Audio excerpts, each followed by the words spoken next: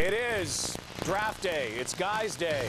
But it is Mother's Day. Happy Mother's Day, everybody. Rod Black, Len Suter, Matt Dunnigan, Chris Schultz. It is the day that dreams come true, and it is also a day, you know, when football players, guys, get on the sideline, they look in the camera after a great play. What do they say? They say, "Hi, Mom."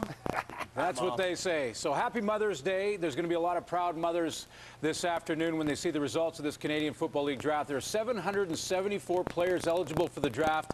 47 will be picked today. Maddie, a big, big day for these fellas because this is where their pro career starts. So you want to get into a training camp, this is that first step. Yeah, and these players have been putting in the blood, sweat, and tears, been putting in the time off the field that we don't see and can appreciate. I can appreciate that. I work out with some of these guys on a regular basis, and they're putting in the time. But are they really running fast enough? Are they strong enough? We're fixing to find out, and these aspirations are all going to culminate today, Schultz, when hopefully they get drafted to prolong their careers. You know, Matty, what is so impressive to me is just the complexity of the draft and the Canadian college system. There are so many influences on the people that make the decisions on these kids, more so than the NFL and the three other major sports. You just don't know if he's the best player. You might know if he's the best fit. It's very unique. I love it because, you know, you have this draft list, you can throw it out because there's trades, there's stuff that happens. 47 players get drafted today. We'll have the first 2 rounds here on TSN and then the last 4 rounds on tsn.ca. Busy, busy day today. The Winnipeg Blue Bombers will select number 1. They may have taken some of the suspense out of this draft. Enoch Mwamba, the linebacker from St. Francis Xavier University, apparently is in Winnipeg. So I would think, guys, that Enoch Mwamba might be the number 1 pick, but there's a lot of other drama. With more on that, let's go back to Farhan Lalji. Thank you very much, Rod. A very special day for 47 young men who will be lucky enough to get drafted into the Canadian Football League. And while the guys up front talk about the teams and all of their needs, those of us here at the back of the bus will talk about the players, the future stars of the Canadian Football League. And we've assembled an outstanding panel to do just that. As always, to my right is Dwayne Ford, who has followed most of these guys since they were in diapers. Well, at least maybe since they started high school. Blake Nill from the University of Calgary and Steve Samara from St. Mary's are esteemed coaches. The last time I saw those guys was at the Mitchell Bowl. It was freezing that day. Hopefully they've thawed. Dwayne, normally when we talk about this draft, we talk about the offensive linemen. The CFL draft is defined by that. But this year, some skill guys front and center. Absolutely. And Farhan, it's nice to see the skill guys getting a little bit of love. And one of those guys, a young man who makes me say, wow, that's Anthony Parker, slot back for Blake Nill's Calgary Dinos. I know Blake might be a little bit mad at me for selling his player so hard to the CFL teams, but this is a young man who I think is going to be a very special player at the next level. I know there have been some knocks in terms of inconsistency or immaturity, but I'll tell you what, I'm a firm believer that Anthony Parker is going to live up to his billing and is going to become, over time, an impact player in the Canadian Football League. And Blake, he's not the only Calgary Dino. You could lose as many as 6 guys today. Tough day for you. Yes, Farhan. The 6 Dinos represent a group of 8 Southern Alberta athletes who are up for the draft today. One of them, Jaden Wagner, a defensive end outside linebacker for the Brigham Young Cougars, has tremendous potential. Jaden has the size, the athleticism, and more importantly, the attitude to make an impact immediately. Look for Jaden to go high in the draft today, 1st or 2nd round. Notice how he's trying to sell the BYU guys. He doesn't want to sell those Calgary guys. He needs them next year. Steve, you know Enoch Mwamba very well. You coach against him twice a year. Tell us about him. He's a phenomenal person, first and foremost. And I think what makes him exciting is also his ability on the field. Obviously, we played him twice a year for 4 years. Nobody is happier to see him go possibly number 1 by the way things are happening. He can rush the passer. He can cover in coverage. He is going to be a special teams demon and an impact guy right away for Winnipeg. And if Enoch Mwamba is indeed the top pick in the draft, you couldn't ask for a better prospect to go there in the Canadian Football League. The Mississauga native could do his interviews, Rod, in both official languages. All right, thank you. Merci, Farhan. With Commissioner Mark Cohan, we have heard that apparently a trade has been made. We'll get that to you right away, and we're going to have to go through all this stuff today. You make the announcements. Of course, you'll announce the number 1 selection shortly, but this is just kind of the liftoff to the 2011 season. Well, you see the smile on my face. This really is like the start of the season. We got preseason games on TSN this year. We got Canada Day kickoff, going back to Moncton, and then the Grey Cup in Reef River's BC Place. It's going to be a great year. A lot of hot-button topics, obviously, in the offseason. A lot of movement with general managers, coaches, et cetera, but also one of the big topics expansion. We talk about it every year. When might we get closer to having a few more teams than the 8 we have right now on draft day? Well, you know, we always do talk about it. We're getting closer in Ottawa. Our group there is moving along on the stadium. It's a huge stadium project, so probably 2014 now, a little bit of delay on the stadium. And then we're going back to Moncton this year to continue to test the market. So we'll see where we take it, but I think there's a lot of potential out there. Thanks for being here as always. I'm excited. Thank you. Commissioner Mark Cohan. Here is the draft room of the Winnipeg Blue Bombers. They will make the #1 selection. Enoch Mwamba expected to be the #1 pick in the 2011 draft. Much more ahead. Names like Enoch Mwamba, Scott Mitchell, Anthony Parker, Nathan Kruhorn, and many more to become household names today. The CFL Canadian Draft.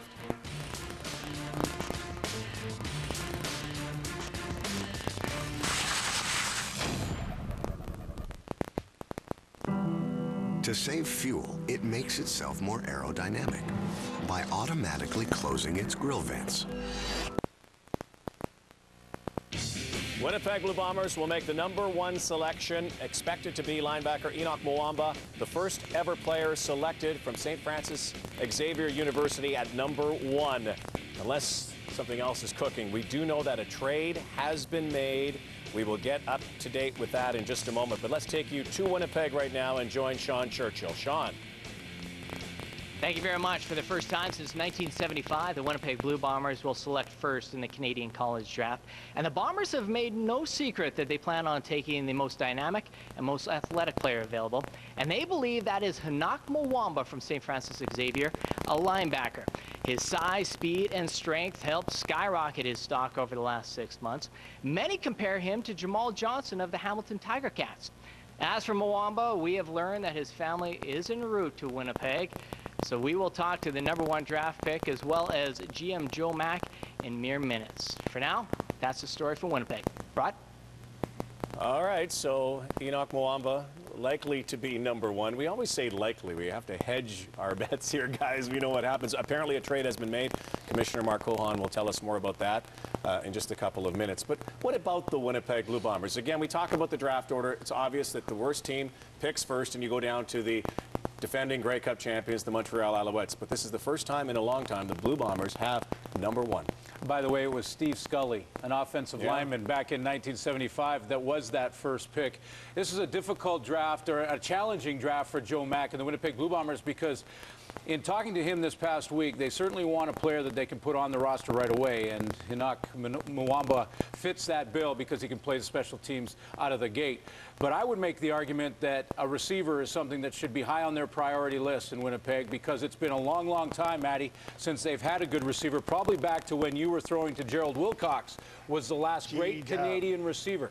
I know they have Brock Ralph, but I think they can use one. Yeah, and then you got to go back to even further. Joe Pop, you got to go to Rick House, you know, but they haven't had that standout Canadian receiver. But, you know, can the receiver, like this young man, can he produce on special teams where they were simply annihilated last year? I know Kyle Walters, and especially coach, could use a lot of help there, but this kid right here, Watson, he's going to be expected to step up and make some plays for this football team and do it now, because they definitely need offensive production there, Schultz. Well, we had two thoughts for the Winnipeg Blue Bombers. We discussed that maybe the best thing they could do is protect their quarterback at all costs.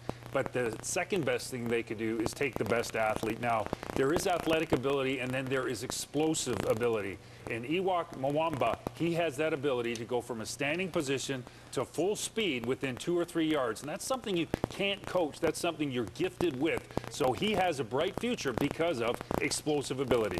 Big picture, of course, is the Winnipeg Blue Bombers need some help in a few areas. They lost a lot of close games, and that's another issue that we'll talk about as the Blue Bombers move closer to selecting #1 and Enoch Mwamba, who's expected to go. Again, the trade on the table right now. Let's go back to Farhan Lalji.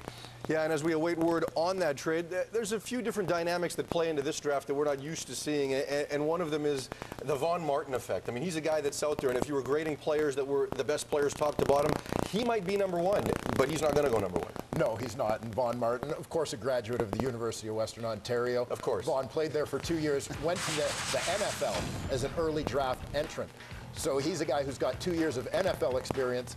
Now it becomes his Canadian Football League draft year. Some uncertainty for a guy like him as to when, if ever, He will be reporting to a Canadian Football League team, so you're not going to see arguably the top guy or one of the top guys go near the top of this draft. Well, and the guy at the top of the list is Philip Blake from Baylor. Danny Watkins played at Baylor. Danny Watkins was a guy that was off the NFL radar. He went right up to the top of it. How does that impact the GM's thinkings? Well, Farhan, drafting futures is always dangerous. Teams need impact now. When they draft for the 2011 season, they expect to see those kids in at training camp. Look for Phil Blake maybe to be passed on a little later as he becomes a little bit more of a secure prospect. And I think we're close to being ready to announce that trade. Should we send it over to the commission? Oh, we're going to Rod Black. Sorry. All right, well, then you hand it off to me, and then I'll hand it off to Commish as well. Let's go over to Commissioner Mark Cohan right now with the announcement of this trade, the first one of the day. All right, here we go. Thanks, Rod. Thanks, everyone. Here's the trade report. BC has traded the 3rd overall pick, the 26th overall pick, and the 34th overall pick to Calgary in exchange for the 6th overall pick, the 11th overall pick, and the 37th overall pick. Okay, now with the first pick, here we go, guys. With the first overall pick in the 2011 CFL Canadian Draft, the Winnipeg Blue Bombers select Enoch Mwamba, linebacker from St. FX University. Congratulations. No kidding. There it is. There's the worst surprise of the day. Enoch Mwamba, congratulations. You are the #1 selection. Enoch, whose brother last year was drafted by the BC Lions. They call him AO because he's all over the field. He is the first ever member of the X to go #1 overall. Let's go join our guru now, Dwayne Ford. The thing that makes Enoch Mwamba #1 in this draft, you've got a couple of factors. #1 to me, he is ridiculously athletic, and this is what the Winnipeg Blue Bombers like about him. They said they wanted the most dynamic player in the draft, and you can certainly make an argument for this young man. And the other factor to me is supply and demand. It's very difficult to find a Canadian linebacker who can do the things that Enoch Mwamba can do. The Winnipeg Blue Bombers have got themselves a rare specimen. And Steve, again, you've seen this guy so many times. You've coached against him twice a year. Top defensive player in the country. Tops in the AUS. Just what makes this guy such an impact guy? He's an intense guy, and I think that's one of the things that has shown once he got into the testing and that they really got to see that his personality, when you speak with him, he's a very low-key young man, but when he actually gets on the field, he likes to bring it, and he brings it hard every play. Special teams is always a big deal. I mean, is he going to be able to make an early impact in that side of the game as well? Absolutely. I mean, he can run down the field, cover people. He can block on punt team. There's a lot of things that he can do right away. I think it's a great selection for Winnipeg. Now, when you talk about a player like that, I mean, he's still a young guy. What's his maturity level like? Can he prepare to be a pro? Absolutely. I think the thing that was most amazing is when he had his acceptance speech for the CIS Defensive Player of the Year. I think he wowed the entire room, and a lot of that was the maturity, French and English. I mean, this guy is a superstar in the making. And Rod, circle July 28th on your calendar. That's the day the BC Lions travel to Winnipeg to take on the Blue Bombers. And Koshi, Enoch's younger brother, hopefully is on the field for the BC Lions then. Could be a little family rivalry brewing. Koshi was selected 34th overall last year. His brother, Enoch Mwamba, #1 overall. And they're cheering in Antigonish, Nova Scotia as well. The X have a #1. Enoch Mwamba is a Blue Bomber.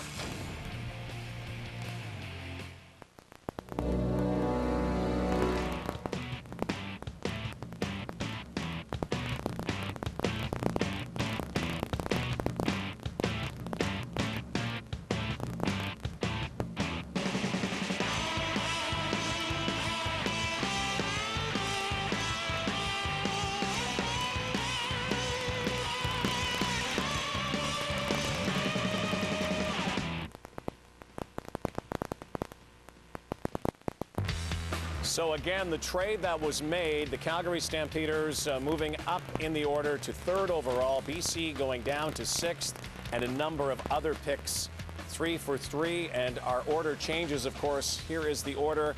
#1, Winnipeg, choosing Enoch Mwamba from St. FX. Edmonton Eskimos are on the clock right now. Calgary via BC. Winnipeg selection again via the Toronto Argonauts, the Stephen Giles trade. Hamilton, BC, Saskatchewan, then the defending Grey Cup champion Montreal Alouettes. Let's go to Winnipeg now. Sean Churchill is with the #1 pick overall. Well, Enoch, the first big question is, how does it feel to go number 1? I'm extremely elated and, honored to be picked number 1 by such a great organization. And, I'm excited. I'm ready to go back to work and make an impact on the team. Where do you think you're going to fit in on this team?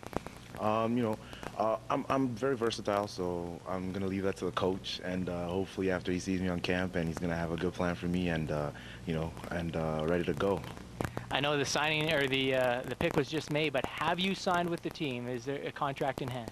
That's being dealt with my agent and the Winnipeg Blue Bombers, so I'm sure it's going to be done real soon. Well, congratulations. Welcome to Winnipeg. Thank you very much. I just want to say happy Mother's Day to my mom and to everybody out there, and happy birthday to my brother Koshi. Praise God. Awesome. Back to Toronto. Does a kid want to do anything else? Mother's Day, birthday? How about that? Number 1. There you go. Okay, Edmonton Eskimos, guys, on the clock right now. Kamal Peterson, released the other day by the Edmonton Eskimos. Does this change their MO in this draft? First of all, I think, Eric Tillman is really putting his mark on this football team in a hurry, Rod. When you consider all the moves that Eric Tillman has made throughout this offseason, the first thing he said when he got into Edmonton was that he wanted to improve that Canadian talent. This is where he can do that. You mentioned Kamal Peterson. I agree with you. Again, I'm going to kind of stick with receivers here. Andrew Nowacki's out there at that wideout spot. I know he's been a consistent performer, but with no Kamal Peterson, receiver, again, I have to believe is a top priority here, Matty, for the Edmonton Eskimos. Yeah, glaring weakness, I think, for the Edmonton Eskimos and Ricky Ray's receiving core. Just not a lot of numbers and Canadian depth there to throw the football to. They've been basically without Kamal Peterson for the last year or so because of his Achilles injury and going back and forth with that. But I can tell you that Tyler Scott's in camp. That's a young and up-and-comer there, but I would definitely look at them possibly trying to gain some more depth there, Schultz, at the receiving core position, because we know how important that is for Ricky Ray to have the opportunity to throw the football. Well, when you assess Edmonton, they allowed way too many points throughout the Canadian Football League season, and they had a dreadful start. So those two things cannot be reproduced this season. But at the same time, they got a quarterback in Ricky Ray that did not have his best year. And there's a couple of offensive linemen out there that I think they will try to get to protect Ricky Ray, because if you get that Canadian kid, you're getting a kid that may be there for 10 years, Glenn. Right, Schultz. And we could say, I think, that an offensive lineman is a great choice in the Canadian Football League draft anytime. I mean, that's always a good one. That's a given. The other area of concern I would have if I was in Edmonton is that linebacker area. When I look at their roster right now on the internet, they don't have a Canadian linebacker listed. Javi Glad is no longer there. So basically, that would be another area they could look at. Yeah, Mark Nelson, linebacker coach there, he loves to have, versatile athletes such as we saw go to Winnipeg and Enoch. So I think it's important for the Edmonton Eskimos. One, you're never going to go wrong with a linebacker. No. I love me some linebackers, right? Offensive line, it always starts there. So, guys, I'm in completely agreement with you guys about this. Linebackers, offensive linemen, you can't go wrong either way. Scott Mitchell's name prominent right now. The funny thing about all of this, guys, we talk about so many of these players, and we also have to think a couple of years down the road. Doesn't happen right away. True, but I think more and more, Rod, with the E-Camp and the preparation of these young athletes, they are now getting closer. And you look back to 08 with Jesse Newman and Dimitris Sumpas in Calgary and the impact they made in 1 year. And Shamari Williams, who got a lot of playing time last year, the number 1 last year in Saskatchewan. Commissioner Mark Cohan is ready for the number 2 pick overall. All right, Eskies fans, here we go. With the 2nd overall pick, the Edmonton Eskimos select Scott Mitchell, offensive lineman from Rice University. Congratulations.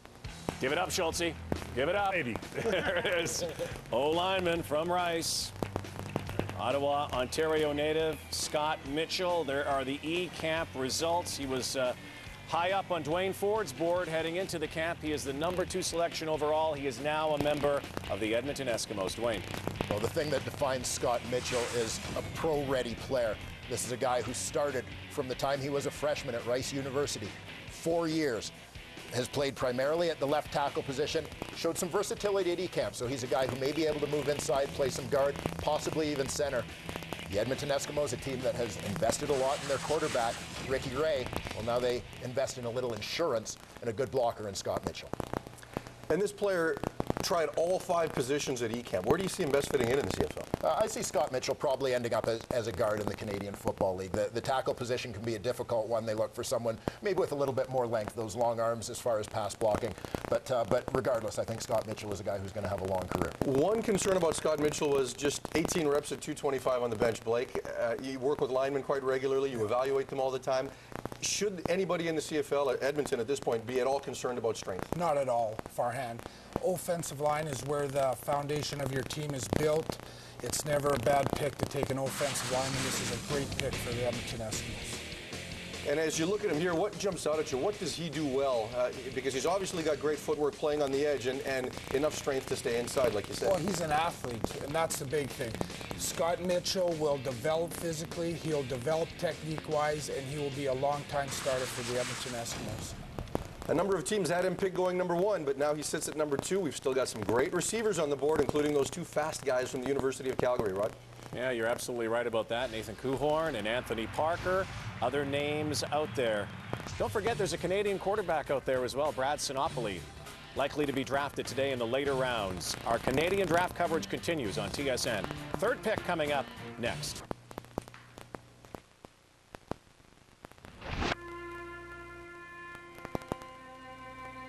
Wide side, 2 as they empty the backfield. Durant throws, pass inside, complete. Here's Claremont towards the end zone. Touchdown, Riders, and Saskatchewan wins the final Tiger in the heart of the BC Lions. This season, roar with pride. Get your BC Lions season tickets and guarantee your seats for the 2011 Grey Cup in Vancouver. Lions football, the pride of all BC. This is Eric Tillman with the number 2 pick overall. The Edmonton Eskimos are pleased to select Scott Mitchell, offensive lineman, Rice University, number 500.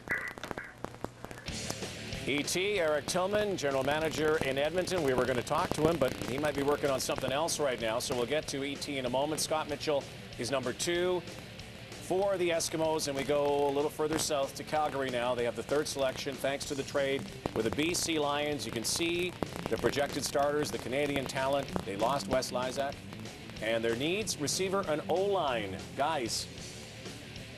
Yeah, when I look at the Calgary Stampeders, in a pretty good situation, I think, because they can look at depth more than a need immediately. Offensive line certainly would be an area that they could look at and bring in some depth there. They lost Ben Archibald to the BC Lions in the offseason, so an area that they can look at. Now, they may go import tackle Schultze, so that changes that scenario as well. I'm kind of interested with them at safety as well, because with Wes Lysak now at Toronto Argonaut, he was kind of their insurance policy. Eric Fraser and Terrain Allen were the next guys to go up, but are they ready? See, that's an interesting question, because I don't know if they are 100% ready, because you had a guy in Wes Lysak that had tremendous experience in this football league, and he knows the receivers. He knows them intimately as players. So that was a big-time loss for the Calgary Stampeders. So if they do believe they have a player who is ready to step in that has that experience, then I wouldn't go for the safety position. But I think it's tough to take a young guy, put him in that position, because you make one wrong decision. You run too far to the right or too far to the left, you're going to give up a touchdown. I'm sorry, I didn't mean to be looking at you. I've been there, my friend. You were staring at him. Sorry, staring at him. Yeah, that was a shot. I've been there. Eric Fraser, Terrain Allen. I've been working out with Terrain Allen all offseason. This kid, you know, he's coming prepared for training camp. I can tell you that. I don't see the Calgary Stampeders going there. They got rid of Wes Lysak because I think they thought he was long in the tooth, and Toronto picked him up, I think, for some leadership in the locker room and on teams go along with Brian Crawford and Jeff Johnson.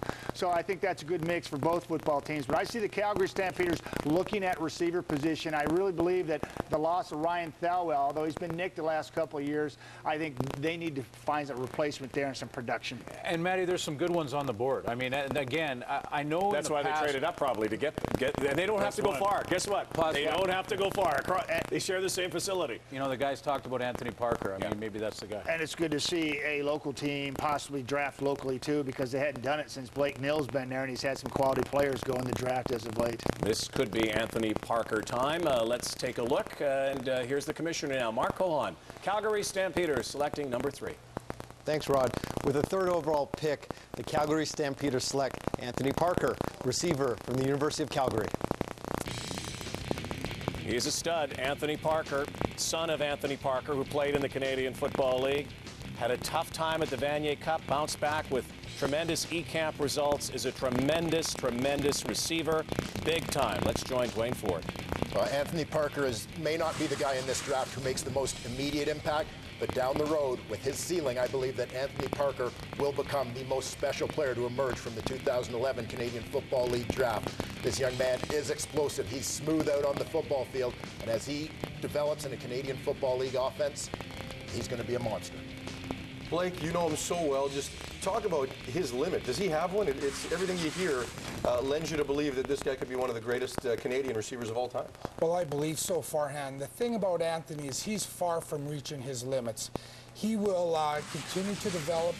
I'm happy to see this, I think, in Coach Huffnagel's system, with Coach Huffnagel's discipline and structure. You will see a quick improvement in Anthony's game, and look for him to reach the limits that we often reserve for import receivers. And it's a great pick. I'm happy to see him staying in Calgary. Now, we've heard some things that maturity has at times been an issue, work ethic, consistency. How much does staying at home help in that development? Again, I think that's a big factor. Anthony is a kid who's matured a lot in the last 2 years, will continue to mature. And again, having him stay at home, staying where he feels good, where he's comfortable, it will only help him reach his development stage quicker than possible. Steve, you've coached against him in the last 2 playoffs in bowl games. When you prepare for Anthony Parker, what do you need to take away? Well, the thing is, you can't take everything away. You know, Blake and his staff did a great job of finding ways to get him the ball. They would hand him the ball, they would release him downfield. I think the first time we played them, he absolutely killed us. We made a conscious effort to stop that. What does he do in the second time we play him? He jumps over 2 guys and makes a catch in the end zone. So, you know, even our double teams at times didn't solve that issue. Now, when we remember Anthony Parker, we last saw the Vanier Cup, and he had 4 drops and a fumble in that game. How much did that hurt him? And is that the real Anthony Parker? And if not, you know, is he over all that? Anthony's over that. It did hurt at the time, but he realizes his future is going to go a long way. He realizes he can't look back. He has trained hard from that day forth, and again, he will be an impact player here in the future. Yeah, and the one thing Anthony Parker has said, he does want to play in the Canadian Football League this year. He does have a year of eligibility left, but I'm not sure if Blake's going to see him. Rod? Yeah, there you go. There are 6 draft eligibles for the Dinos. 1's gone so far. Anthony Parker, Paul LaPolice, Joe Mack, Winnipeg Blue Bombers on the clock. Thanks to the trade with Stephen Giles, they select next.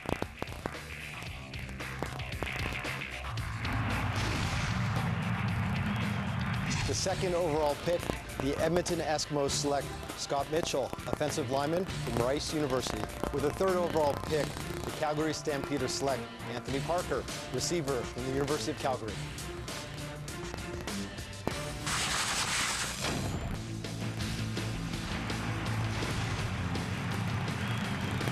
Ryan, this is John Huffnagel of the Calgary Stampeders, and we're pleased to select number 559, receiver Anthony Parker from the University of Calgary. Draft number 559. Where's number 33? Selected number 3 overall is Anthony Parker to the Calgary Stampeders. Does not have to go far. There is head coach, general manager John Huffnagel of the Stampeders. Huff, I guess first things first, you traded up with the BC Lions today. Obviously, Anthony Parker has been on your radar screen for a while. He has been. There's a lot of very quality receivers in the draft. Anthony was at the top of the list. We wanted to make sure that in the first round we did everything possible to come out of it with the receiver, and I'm very pleased that Anthony was available. Coach, when you take a look at Anthony Parker, and everything that we're hearing about him is that he's basically CFL ready now. Do you envision him stepping into the lineup early on this season and becoming a starter, or is he going to have to work his way into it? He's going to be like everybody else that we draft. He's going to have to earn his spot. You know, with our selection in the supplementary draft last year with Johnny Farzani and now acquiring Anthony Parker, we have 2 young, very fast receivers that will give us great depth at that position. John, Matt Dunnigan here. I got a question for you. A lot of people say that Anthony Parker may be a year or two away from being a legitimate starter right away. And you got a young man at the University of Calgary in Cohern, too, a receiver that some say is ready now. Why Parker over Cohern at this point? Well, like I said, we spent a lot of time, Matt, investigating these players, studying them. And like I told you, there are a lot of talented receivers in this draft. I went with the person that is a strong player. He had the second most bench reps at the evaluation camp. He's the fastest player, and in my mind, the most explosive player. John Huffnagel, thanks so much. I know you're busy. Any more deals? Can you tell us? Come on. I think we'll try to get back and have a good day, guys. I guess that's a no. Yeah. Quarterbacks. He's not going to. Let's talk about Winnipeg, guys. They get another selection here. It's been a long time since the Blue Bombers have been so draft happy. Getting the number 1, they get the number 4 coming up unless they deal in the next little while. They got this pick because of their trade with Toronto and Stephen Giles. That's just it, and that's why I'm watching the Winnipeg Blue Bombers right now so closely, because you look at, the first round, the first choice was not a mystery. We know where they're going. This fourth one, to me, I'm squarely staring in the face because of what they did give up to get this pick, and Stephen Giles, a guy that was a legitimate backup starter, if not starter, for the Winnipeg Blue Bombers last year, now going to compete for the Toronto Argonauts. To me, this puts Winnipeg on the spot because people are going to want to know what they get in return for moving Giles down the road. So, Glenn, Chris, I think it's a huge pick for this football team. A lot of pressure on them to have a player that steps in right now and I think perform for them like Giles did last year. Well, I think the Bombers have some great players, but I don't think they have a collection of Canadians as good as the other Canadians across this football league. So whoever they bring in, maybe Mario Annunziani, because he has a quality about him as a person that I think everyone is very attracted to, but they have to find somebody and a support system, improve their overall Canadian talent. Or could it be back-to-back Calgary Dinos here with Nate Cohorn back-to-back? Who knows? Will they go receiver? Will they go elsewhere? Winnipeg Blue Bombers get another selection, number 4 overall, and here is the commissioner. All right, back to the Bombers. With the 4th overall pick, the Winnipeg Blue Bombers select Jade Etienne, receiver from the University of Saskatchewan. Whoa, they go receiver. They go to Jade Etienne, a Husky. There are the E-Camp results, not rated as high as Nathan Cohorn, but Etienne will go to the Winnipeg Blue Bombers, and with more on him, let's go to Dwayne Ford. Well, Rod, there might be 7 other war rooms across this country right now thinking that this pick is a reach. But there's one thing about Joe Mack and the way he's going to manage the Winnipeg Blue Bombers. He doesn't care what anybody else thinks. He's trusting his draft board here. Jade Etienne was the guy the Bombers had at the top of their board. He's available. They took him. Etienne proved to be a major, big play guy for the Saskatchewan Huskies last year. Averaged over 20 yards a catch. Basically came out of nowhere to become a first-team All-Canadian. Now, one thing that also stands out about Etienne is that he's pretty slight. He was about 165 pounds during the season. He's a little over 180 now coming into E-Camp. Does the physical challenges, what did he face in Canada West versus what he's going to see in the CFL? This is the question that needs to be answered. Etienne developed quickly between the end of the season and the E-Camp. He will need to continue his physical development. There's no question the young man is a great football player. He's a vertical threat. Winnipeg made a solid choice with Etienne. Steve, the one thing that stood out to you about him was his big play ability. Can you translate that to the next level also? I think so, and I think that's what Winnipeg sees in him, is his ability to get vertical down the field. And, I know after talking to Coach Towers that, a few, probably 3 or 4 times this year, 70-plus yard touchdown plays. That's big time. Dwayne, you had him as your 4th-rated receiver behind Iannuzzi and Cohorn, along with Parker, who's already been taken. What does Winnipeg see in him that puts him above those 2? Well, I think the big thing in Jade Etienne is upside. This is a guy who's 21 years old. Guys like Cohorn and Iannuzzi are a little bit older. They've got a couple of years on him. And so in Jade Etienne, you've got a guy who hasn't played a ton at the CIS level yet. He's going to get more reps. You talked about his weight was about 160 or 165 during the season, up to 184 at the E-Camp. He's going to fill out a little bit more. they feel like this guy, his ceiling may be higher than guys like Iannuzzi and Kuhorn. Yeah, and it's a fairly big need for the Winnipeg Blue Bombers. They need to get better at Canadian receiver. They've got a chance to do that with Jade Etienne. He's got tremendous upside and may get another chance in Saskatchewan to just get a little more polished as he goes into his CFL career. Rod? All right, thanks, guys. Jade Etienne goes number 4 overall. And the Edmonton Eskimos have made a trade. We'll tell you about it when we come back. Hamilton's scheduled to select next, but a trade looming. We'll tell you about it.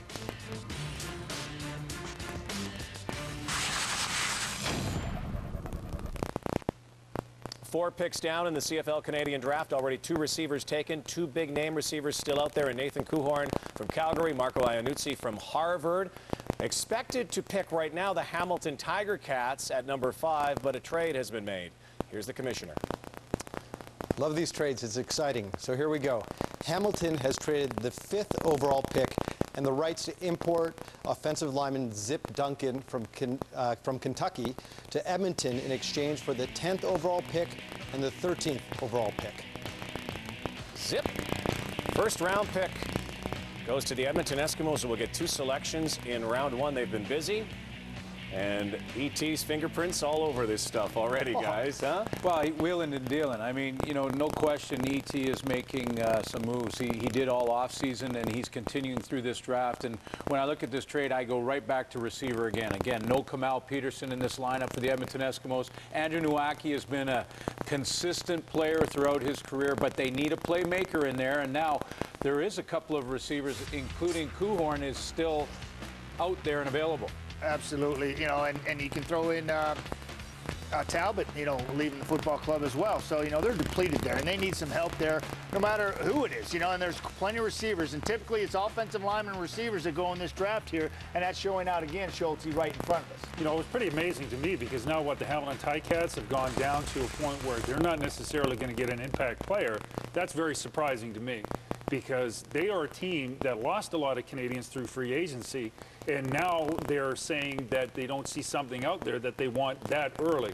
So I understand the positives for Edmonton because they could get a nice Canadian. The Eskimos want to get younger and faster, but it doesn't make sense to me with Hamilton. Schulte, I wonder if Eric Tillman looked at the Jade Etienne pick and saw that coming and then tried to move up a little bit to get a receiver in here at this point. The BC Lions, again, made that deal earlier. They like Marco Iannuzzi, who's on the board as well. But it's a new era for the Edmonton Eskimos. The ET back there, Kavis Reed, you know, there's some new thought, new direction, and they can't keep doing what they've been doing the last couple of years, Matty. No, and I find this quite interesting how many teams are making moves right now, and I think that's a reflection of the talent that's out there, the work that these kids and these programs are putting in, and these players, you know, being so diversified, being able to bring as much to the table when teams force teams to make moves like this. Quite interesting. This is what the draft is all about, and I'm loving it right now. Blake Neal's kind of a proud papa back there today. I wonder if he's going to be proud with this selection as well. Might it be Nathan Kuhorn? Let's go to the commissioner. Now with the 5th overall pick, the Edmonton Eskimos select Nathan Kuhorn, receiver from the University of Calgary. Didn't have to go far. Up to Edmonton, Nathan Kuhorn. So Anthony Parker's teammate, Nathan Kuhorn. Great hands, eCamp results. Redcliffe, Alberta native, and another receiver. That's 3 successive receivers. We might have 4 receivers in a row selected here. Dwayne Ford, we watched this guy all last year, including the Vanier Cup. He's the real deal. No doubt about it. When you talk about the top 3 receivers on my board, Nathan Kuhorn, Marco Iannuzzi, and Anthony Parker, the thing that stands out about Kuhorn is he is reliable, he is consistent, he is durable, he's tough and physical, and those are the things that kind of separate him and make him stand out to a lot of teams. You ask 3 different teams which of those receivers they had at the top of their board, you'll get 3 different answers. I think the Edmonton Eskimos are going to be very happy to have this young man in their lineup. And I think the term that jumps out at me is pro-ready compared to many other players that have potential. This guy's ready now. Blake, you coached him. What makes him ready now? Well, physically, he's as big and as strong as most linebackers in the CFL right now. Nathan can start immediately on every special team. He can go out. He's another guy, again, who brings a level of physicality and intensity to the team. Coach Kavis Reed did you know, we had conversations throughout the winter. He was impressed with Nathan, and he made a smart choice. I think Nathan will be happy in Edmonton. Some have compared him to Jason Claremont, but faster. Is that a fair comparison? I think so. Again, he's a very physical receiver. You can use him in blocking situations. He can cover punts. He can block on return teams. This young man, though, has also tremendous speed. He will be a solid receiver in the league. He will be able to be a big play guy. He's another guy who I think technically will develop in a strong coaching staff. Now, you talked about Anthony Parker and just how his ceiling is limitless. What about Nate Coulthorn? Is he close to his ceiling now? I don't know if I would say close for a guy coming into his first year in the Canadian Football League. He doesn't have the ceiling of an Anthony Parker. I don't think there's any question about that. But whatever Nathan Coulthorn's ceiling is, I think he's established by his work ethic, by the things he's done at the CIS level. Whatever that ceiling is, he's going to do everything in his power to reach it. Work ethic and character, Blake. Talk about how he excels in that area, because that might be what allows him to make the easy transition. Work ethic is no issue. Nathan is a hard worker. He attacks every component of the game with enthusiasm. He will never be outworked. Maturity-wise, this young man has made great leaps in that sense. He's gone from a young man who a little bit rowdy, whatever. Over the last 3 years, I can't say I'm more prouder of one of our players. Nathan's done a great job realizing what it takes to be a pro. Now, what's interesting is the last time we've had two Canadian receivers that have dominated in the same time on the same team this much might have been back when you played at Western. Tyrone Williams and Dave Sapunjas. Yeah, those were the good old days, but we were a fullback trap team then. There you go. Those two guys worked very well together. Rod, now they're going to wind up on opposite sides of the Battle of Alberta. Fourth overall pick, the Winnipeg Blue Bombers select Jade Etienne, receiver from the University of Saskatchewan. With the fifth overall pick, the Edmonton Eskimos select Nathan Coulthorn, receiver from the University of Calgary.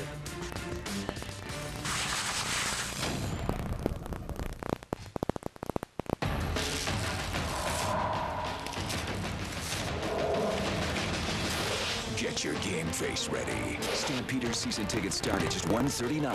Visit stampeders.com to get yours.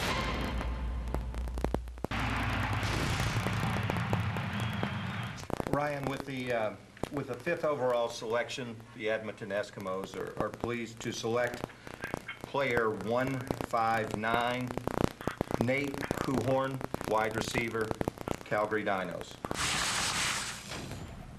Eric Tillman wasting no time as general manager of the Edmonton Eskimos. Scott Mitchell goes number 2. Nathan Coulthorn goes number 5. Joined now by ET in Edmonton. I think we got him. Hello, Eric. How are you? Happy Mother's Day. Yeah, well, thank you. Well, it's been quite a day so far for you, and I know you're not done yet, and you got to get back to your war room. Tell us about the two selections. First, let's go to Scott Mitchell, and then follow it up with Nathan Coulthorn. Well, you know, both of them are outstanding people and players. With Scott first, you know, he's a guy that played left tackle at Rice University. We view him initially in this league as an inside guy. At the workout in Toronto, he jumped in and he took reps at right and left guard. At center, we think he's very versatile during the course of a game. If he's playing inside for us and we have a tackle go down, we know that he can step in and play at a high level, and we think that he has a long future in our league. That's live television. Something just collapsed here. In terms of Nate Coulthorn, I hope that's not an indicator of our season to come. And with Nate, I mean, it's you've got Blake on the panel, and he knows better than any of us. You know, he's a guy that not only is a great receiver, but he's outstanding when he does not have the ball. And I look back at Saskatchewan, and one of the reasons that we were successful were guys like, you know, Rob Back, Fritz Getzlaff, Andy Fantuz, Jason Claremont, those guys, where they ran every backside route hard, where they blocked like it was just as important as catching the ball. That's what you get with Nate, and we feel very fortunate to have both of these young men. Eric, quickly, we'll let you get back, but you had to make that trade with Hamilton. Were you worried you might not get Nathan Coulthorn right there? Well, there were a number of guys on the board we were comfortable with. We certainly have great respect for Anthony Parker, and quite frankly, we would have looked at, we considered Hugh O'Neill. I think he'll go in the next 2 or 3 picks. We had 2 clubs that tried to trade up with us to get Hugh O'Neill. He is an outstanding dual guy and a great kid, but we just felt where we were that Nate was too good to pass up. All right, Eric, get back to your war room. Thanks for joining us. Okay, be well, guys. All right, so Nathan Kuhorn goes to the Edmonton Eskimos with that selection. Let's go to the BC Lions, guys who are up next. And guess what? Talking receivers again. You know, they are talking receivers, and I wonder that now that a few receivers are off the board, do they change gears? Because when you consider the BC Lions guys, you talk about a guy like Brent Johnson on the defensive line. I know it's not real strong this draft as far as D-line, but Brent Johnson's probably got one more year, may not even start. They may go with imports there, but they could use a Canadian depth. Yeah, and I'm just, you know, I'm just dumbfounded when it comes to the difference in the way people are seeing this. Schultz, you talked about the complexity of this draft and how different departments look at players differently. 3 different receivers, 3 different takes on all 3. You know, you go, Jade Etienne came off the board. Couldn't tell you where it came from, right? And Schultz, I think it's you know, BC could be going that department as well. You know, BC Lions, 5 players they drafted last year still on that football team will be back this year. This could be their second year in a row with the great draft. That's right. Remember last year they also picked Danny Watkins as well. Yep. Ended up an NFLer. Could it be 4 receivers in a row? Let's find out. Commissioner Mark Cohon. Thanks, Rod. With the 6th overall pick, the BC Lions select Marco Iannuzzi, receiver from Harvard University. 1, 2, 3, 4. And a smart guy, too. Oh, yeah. Oh, hey. Smart guy. Harvard. Harvard. There it is. There are the E-Camp results. This guy impressed at E-Camp. Is that a legitimate 40 time, 4.20? Well, why don't we? No, that's incredible. Yeah. Yeah, I think that might be a typo. Yeah, well, that was on Red Bull. I'd take that typo anytime. That's PPA. Here he is. Here's Dwayne Ford. I think they might have put Suits 40 time on me by mistake. But Marco Iannuzzi, this is a guy, I'm going to go out on a limb and say, while I refer to Anthony Parker as the guy who has the highest ceiling, I think Marco Iannuzzi could be the guy in this draft class who has the biggest impact in 2011. He's another young man who's ready to play.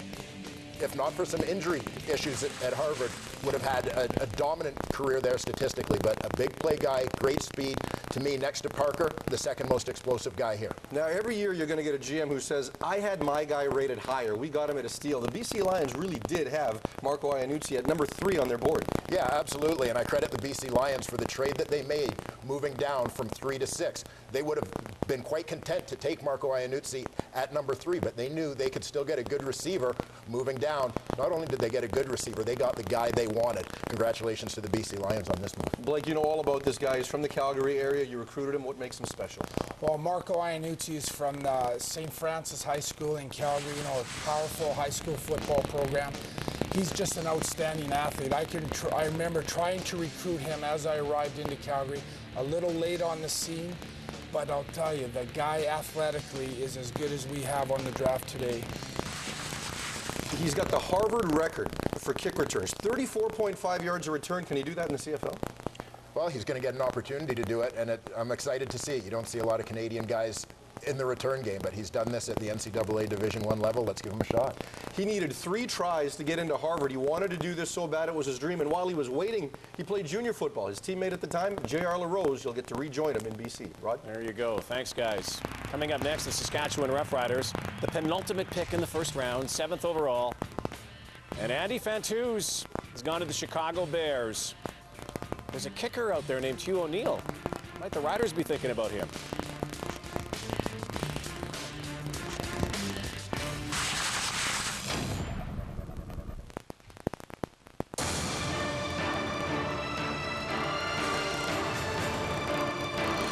Get your game face ready. Stampeders season tickets start at just $139. Visit stampeders.com to get yours. This is Joe Mack again with the 4th pick in the first round. The Winnipeg Blue Bombers are proud to select Jade Etienne, wide receiver, Saskatchewan, number 225. Joe Mack attack in this first round. 2 players selected in the first round. Historical day, really, for the Winnipeg Blue Bombers. Enoch Mwamba going number 1, Jade Etienne going number 4, and Sean Churchill standing by with the Winnipeg Blue Bombers general manager. Well, Joe, 2 picks in the first 4. We'll start with number 1. What was it about Enoch that really drove you to him?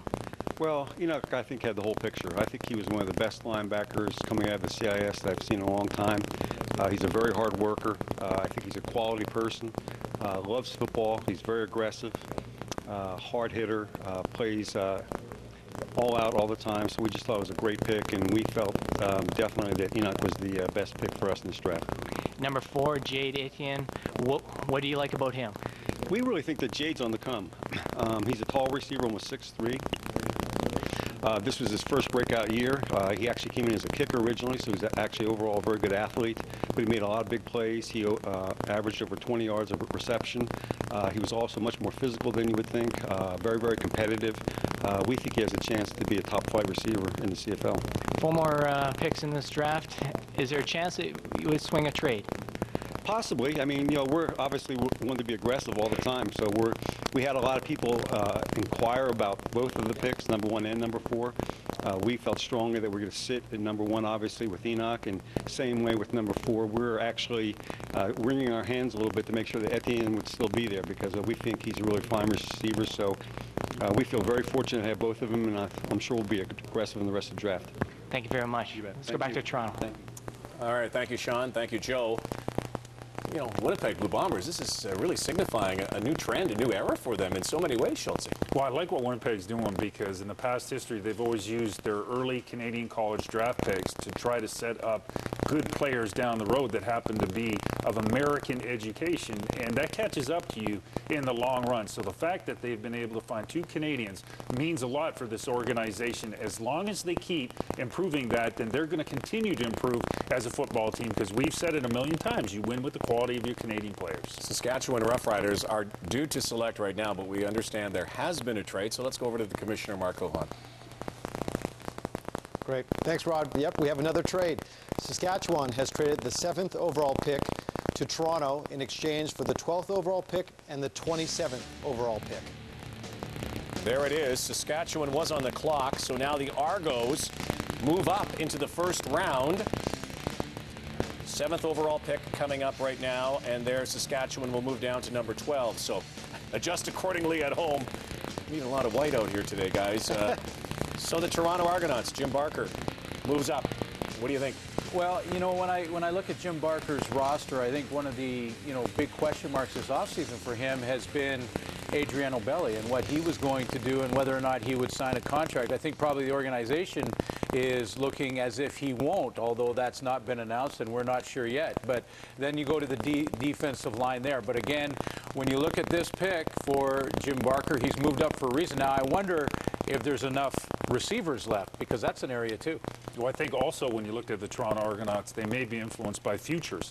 And if they can find a player that they feel will be part of that organization. But the bottom line with them is they may have gotten their quarterback for the future when Stephen Giles competing with Cleo Lemon. That was their best move the entire season. Well, we will see with the Toronto Argonauts. They are ready, and so is our commissioner, Mark Cohon. With the 7th overall pick, the Toronto Argonauts select Tyler Holmes, offensive lineman from Tulsa University. O-lineman from Tulsa, Tyler Holmes. There you see the numbers. 1 more season of eligibility. 6 feet 4 inches, 305 pounds, out of the nation's capital. Dwayne. Talked earlier in the show about the BC Lions taking Danny Watkins early last year. This is one of the guys that has the potential to be an NFL player next season. Tyler Holmes will complete his career as a 4-year starter. He redshirted his first year and has started ever since, playing left tackle for the Tulsa Golden Hurricane. He's been fantastic. 2008 was selected to several all-freshman, all-American teams. Could be an impact lineman. Great upside type pick for the Toronto Argonauts, but they're taking a little bit of a risk here. Yeah, and how big is that risk? Because you look at what happened last year with Danny Watkins. He was projected as possibly a low pick, maybe a free agent. All of a sudden, he vaults into the first round. Could the same thing happen here with Tyler Holmes? Well, I don't think you're going to see Holmes become a first-round pick, but certainly he's a guy, great bloodlines. His father, Richard, a star CFL running back. Tyler Holmes, the Ottawa native, grew up playing minor football there. But he is a guy who definitely has NFL size, NFL potential, and that is a risk for the Toronto Argonauts, but it's one that obviously to trade up into that spot, a risk that they felt that they had to take. Now, as far as an offensive lineman goes, what separates Tyler Holmes from the rest of this class? Well, again, you know, you're looking at a young man who could be a 4-year starter down in the NCAA. You know, he's going to have the training, he's going to have the time spent, you know, to develop his experience. the question again, like Dwayne said, is are they taking a chance that they're going to be able to sign this kid either this year or next year? Is this the right move for Toronto? They took a guy last year in Joel Pell early who wound up contributing late in the year. To wait a little bit on Tyler Holmes for the potential of him coming in next year, is just the right fit there?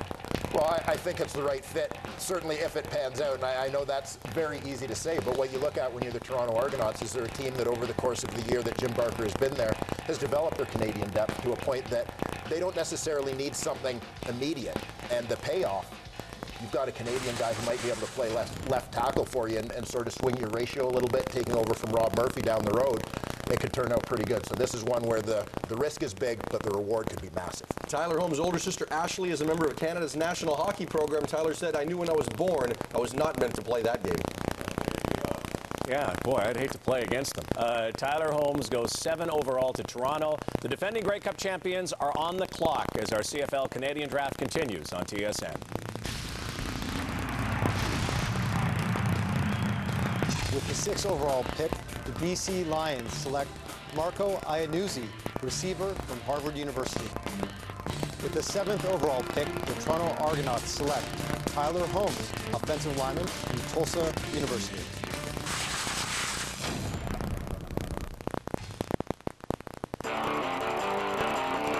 Well, you can dig deeper into this year's draft class with video, stories, and more on CFL.ca, the official online home of the Canadian Football League. And don't forget, as soon as we are done with the first 2 rounds here on TSN.ca, we will take you through the final 4 rounds of the 6 rounds of the 2011 draft. Joined now by General Manager, Head Coach of the Toronto Argonauts, Jim Barker, who just swung a deal to select Tyler Holmes, number 7 overall. Hi, Jim.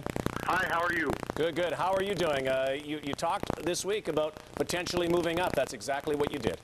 Well, it came down to, some of the players we were looking at were drafted in those first 6 picks. We felt Tyler Holmes was potentially the top player on the board. Well, we know what happened with Danny Watkins. We just felt like as a left tackle that he can play outside or inside and was the best lineman on the board by quite a bit for us.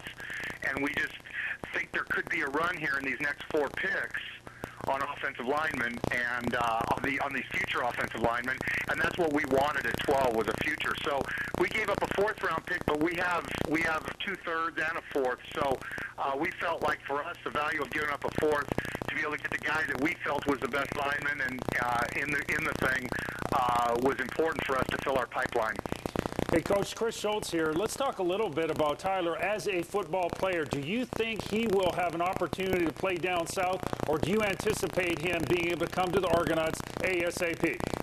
Well, we anticipate he'll get a chance down there. There's no doubt about that. A lot of it will depend on his senior season. So many things can happen in this, and it is a bit of a crapshoot.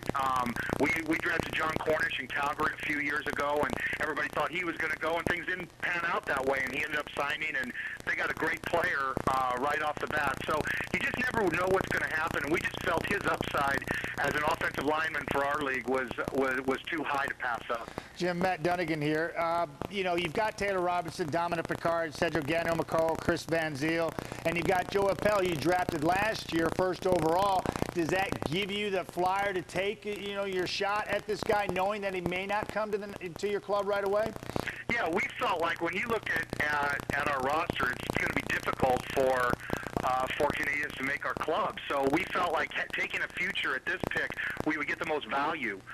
If a player would have fallen to where we could trade to get a player that could help us right now, we would have done that. But that didn't happen. The players that we thought could help us right now were taken in those first 6 picks. So this was a move that was made because at 12 we wanted a future, and this gave us an opportunity to get what we felt was the best future. We appreciate your time, Coach. I know you probably have to get back to work, so we'll let you do that. Very good. Thanks, guys. Jim Barker, Toronto Argonauts GM and head coach. Now it moves to GM of the Montreal Alouettes, Jim Popp, who's down south and notoriously picks late in the 1st round because the Alouettes are so darn good and they win a lot. And through the years, the Alouettes have been able to pull a lot of diamonds out of the rough. Jim Popp is a master, and maybe one of the best GMs, if not the best GM in the Canadian Football League over the last decade. And the record certainly of this team shows it, and so does their draft history, because when you even look at last year, 6 of their 7 picks last year were on the roster in 2010. And they have the Grey Cup to boot. Grey Cup champions, Montreal Alouettes, and the commissioner, Mark Cohan, standing by with the final selection of the first round. Great. Thanks, Rod. With the 8th overall pick, the Montreal Alouettes select Brody McKnight, kicker from the University of Montana. Brody McKnight, not Hugh O'Neill, who was slated as the #1 kicker, at least according to Dwayne Ford. Longest field goal made, 53 yards. He's from Vancouver, BC. Tell us about Brody McKnight, who is now a Montreal Alouette, Dwayne. Well, no doubt Brody McKnight fits in among the top kickers in this draft. We've talked a lot leading up to the draft about the guys playing in Canada, Christopher Milo and Hugh O'Neill. But Brody McKnight is a guy who carved out his reputation first as a place kicker. And he's a redshirt junior, walked on his first year at Purdue before transferring to Montana, added punting duties this season, and now for a team like Montreal, seeing that he's capable of doing both jobs, that increases his value in the CFL. Now, the one question with McKnight, aside from the fact that he's a redshirt junior, he's a year away, is the fact that McKnight is a guy who some people think may get an NFL shot after next season. But regardless, he hit a lot of clutch kicks for the Grizzlies last year. Now, he was rated 4th among kickers coming into this. Was that more a product of him returning, or were the others better, and is this a bit of a surprise? Well, it's a little bit of a surprise to see them go this way this early. But I think part of the reason, certainly on my board, that I had him rated a little bit lower, I had him behind those 2 CIS kickers, is that I felt that those guys had more experience punting. They had been doing it a little bit longer, whereas it was something McKnight had just added this year. But once again, seeing that he's added that, has had some success doing it, boosts his value. Tremendous athlete in high school, also a lacrosse player. His coach, Robin Pflugrad at Montana, said he could play another position for us if we needed, but we wouldn't want to do that now, would we, with a kicker? Oh, there you go. And I guess question marks around Damon Duvall, maybe a little long in the tooth. Colt David is there as well. Let's take a look back now at the draft selection. First round is complete. We still have the second round to come. Number of trades that were made. Enoch Mwamba, first ever pick out of St. FX. And the first pick for the Winnipeg Blue Bombers since 1975, Scott Mitchell. And then a run of receivers, guys, 4 in a row. I think that might be unprecedented. You know, I think it is. I don't have the stats in front of me, but it seems to me every single Canadian college draft has a lot of offensive linemen in the first round, and we're seeing a lot of receivers. I like that. And Matty Dunnigan, Tyler Holmes, and Brody McKnight, a kicker. And a lot of people talked about Hugh O'Neill and University of Alberta, you know, the big foot there, and also Chris Milo from Laval. Let's take a look at the second round coming up. And again, because of the trades, here we go. Calgary, Hamilton, BC, Saskatchewan, Hamilton, Calgary, Saskatchewan, Montreal. And that could change because it's been changing. Yeah, Schultz, you talked about the complexities of this draft, and it's probably the most difficult draft to assess. And here we see it. People just putting different value on different players and surprises all over the place. I can tell you that the Calgary Stampeders, you can check Anthony Parker off the board. I played with Anthony's father back in the BC Lions days. This guy was a 7-foot high jumper. You look at Anthony Parker's ability and his vertical. He's got a 43-inch vertical. I would draft him on his DNA alone. You know, just what's running through his veins, because I know how his father played. This kid, they've got a great player in him, and I think they can check that off the list. They replaced Ryan Thelwell, and I think they now start looking at offensive linemen to try to bolster that position. Well, you heard Coach Barker, Matty, talk about maybe a run of offensive linemen coming up, and I played against Anthony Parker, and I still have a bit of a headache when I think about playing against him. But Schultz, yeah, when you look at the Calgary Stampeders, I mean, probably building depth in their offensive line, futures in their offensive line would be the direction now. Well, when you evaluate teams, you know, this has been a good team for a long time, and they're not reloading, they're not rebuilding, they're just refining. So in a lot of ways, Anthony Parker's in a heck of a good situation. I mean, look at the little locker room he's going to be around. The ego's in that locker room. Look how they developed their Canadian talent, too. You know, bringing in Cote, you know, bringing in Cornish, you know, and just bringing them along in the system. Even the young quarterback in Tate. I know he's not Canadian, but they bring their young kids along very nicely there in Calgary. I'm going to get to Cornish in a second. I know we got to move on here. I'm going to get to Cornish in a second, and Jesse Lumsden and what the future holds for him. I do want to ask you guys about DNA. You know, Enoch Mwamba, his brother's in the league. Tyler Holmes, his dad played in the league. Anthony Parker, his dad played in the league. Is there something about young kids being around the environment, beyond the natural genetics, that help along the road to being inspired to become CFL players? I think without question. I think it's the influence, not so much in how to play the game, but how to approach the game. I think that's the biggest thing fathers can hand to their kids, mothers can hand to their daughters or sons. You know, it's just that approach to their experience and how they approach the professional state of mind and gaming itself. And I'll give you an abstract reason why it's so important to be in that environment. Hey, this is an intimidating business. You know, you walk on a pro football field, there's a lot of evil eyes out there, and if you're not used to that, you can be a little overwhelmed by the personalities and the strengths of the characters.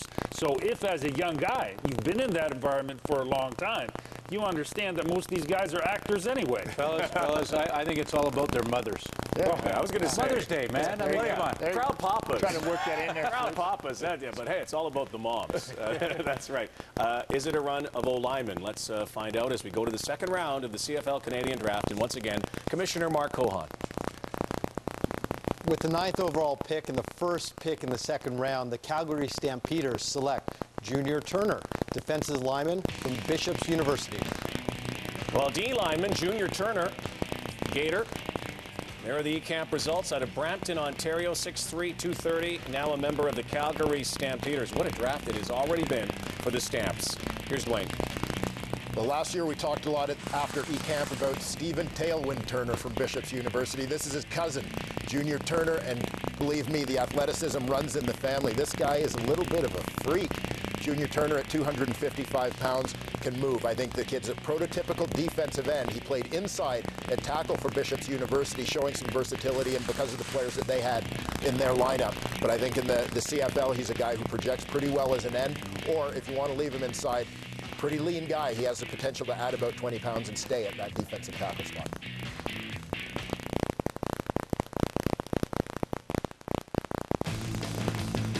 Well, tickets go on sale this week for Scotiabank Touchdown Atlantic on Wednesday, May 11th. Calgary Stampeders face the Hamilton Tiger Cats in Moncton. For details, visit cfl.ca/touchdown Atlantic. Looking forward to that as always. Well, we just saw Calgary, and now we will see Hamilton in the second round, and the Hamilton Tiger Cats' first selection now of this 2011 draft. Schultze. Well, I think this is really important for the Ticats because right now you got to classify them as average. They are not a very good football team, but by no means are they a bad football team. They've been 9-9 the last 2 years. Twice they've lost the playoff game at home, the semi. BC Lions, and then last year the Toronto Argonauts. They have to be able to find a mentality, find an energy to get over that hump, because you can't have another 9-9 football team. A little bit surprising to me that they haven't maintained a first-round pick, because Bob Obilovich knows the value of these Canadians, but it's a team that's got to make that leap into being very good. They've had a lot of first-round picks over the years because they weren't very good for a long time. This is not anything related to the draft, but they did get Avon Coburn in the offseason. Yeah, really, and that's a huge upgrade, you know, and they basically swap backs, right? And or Montreal goes, you got DeAndre Cobb goes to Montreal, Avon Coburn comes here. Love that aspect, you know, certainly offensive production, you know, but we got to talk receivers here, I think. You know, you got Clark and you got Estala, and to me this is huge. This is an area that, you know, I think Dave Stala, you know, has produced. He's a go-to guy. Had a great year last year. Had a great year. Yeah. But what do you have behind them? What do you have behind Matt? What do you have behind Dave? You know, or can you have another guy? Because Bauman left. Chris right? Bauman's no longer there, yeah. He just started feeling his oats, you know, and now he's gone to Edmonton. So to me, this is possibly a position I'd be focusing on. Yeah, Matty, and I'm not sure how deep it goes here when we talk about receivers when you consider all that's already been chosen, but I agree with you on the Hamilton Tiger Cats. I mean, Dave Stala stepped up, but we saw when you have a good Canadian receiver beside Arland Bruce how productive that offense can become. But again, Dave Stala is not getting any younger. Carter is, though. He's helped him out a lot. And they have high expectations for him, but we're still not sure. Played in the short side receiver position, gave him a lot of options within offense last year. So I would think that you want to back that up because you don't want to fall off once you lose somebody like that. Another big departure on that list, Alex Gauthier. That's right. At left tackle. So we'll see what happens right now with the commissioner, Mark Cohan. All right, Tabby's fans, I have your first pick. With the 10th overall pick, the Hamilton Tiger Cats select Mo Petrus, O-lineman from the University of Connecticut. From UConn, Mo Petrus, again, another guy with another season of NCAA eligibility. Therein lies the risk. But from Saint Laurent, Quebec, obviously one of the higher-ranked O-linemen in this draft. Here's Dwayne Ford. Well, this is a young man who started as a guard in 2008. His redshirt freshman season has since moved inside to center. A tough, mean, physical player in the mold of the current Ticat center, Marwan Hage, and that's another guy they picked as a future. That panned out for them pretty well. They're going to stay tuned and see what happens with Petrus. He's a guy whose technique needs to improve a little bit, but the big thing you like about him is he's a smart center. He's a guy directing traffic in those blocking schemes, and he's a very physical player.